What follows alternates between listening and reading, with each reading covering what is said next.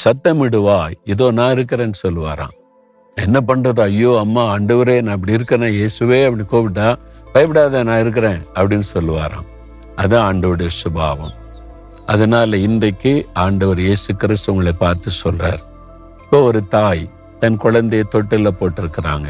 அந்த குழந்தைக்கு என்ன தேவை, என்ன எல்லாமே தாய்க்கு தெரியும் தானே. ஆனா திடீர்னு ராத்திரில முழிச்சிட்டுன்னு வைங்களேன், பசிக்குதுன்னா தாய் தெரியா தூங்கிட்டு இருப்பாங்க.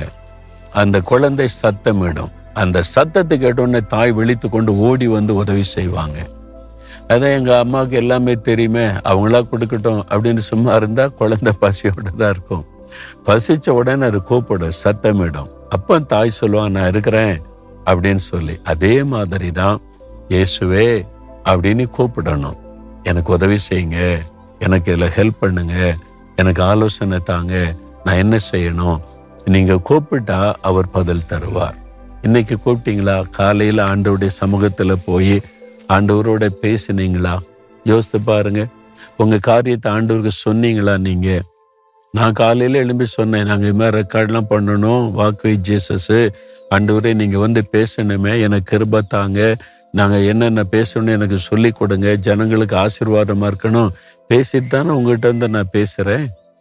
அப்போ நம்ம எல்லா காரியத்துக்கு குறித்து பேசணும். இன்னைக்கு என்னென்ன செய்ய போறோம், என்னென்ன காரியம் இருக்குது, எதெல்லாவத்துல ஆண்டவர் உதவி செய்யணும்னு ஆண்டவரோட பேசணும். இன்றைக்கு நீங்க படிக்கிறீங்களா? படிப்பில் உங்களுக்கு உதவி தேவை. வேலை செய்றீங்களா? வேலையில உதவி தேவை. பிசினஸ் பண்ணீங்களா? உதவி தேவை.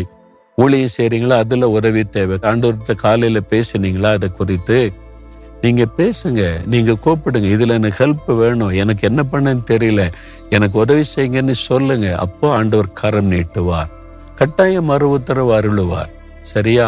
ஐயோ நம்ம மறந்துட்டேன், கூப்பிடல. இப்போ கூப்பிடுறீங்களா? ஒரு நிமிடம் அப்படியே உங்களுடைய வலதுகரம் உயர்த்தி, இயேசுவே உம்மை நோக்கி நான் கூப்பிடுகிறேன், இந்த காரியத்துல எனக்கு உதவி வேணும், எனக்கு அற்புதம் செய்யுங்க, எனக்கு ஹெல்ப் பண்ணுங்க, இயேசு கிறிஸ்துவின் நாமத்தில் ஆமென்.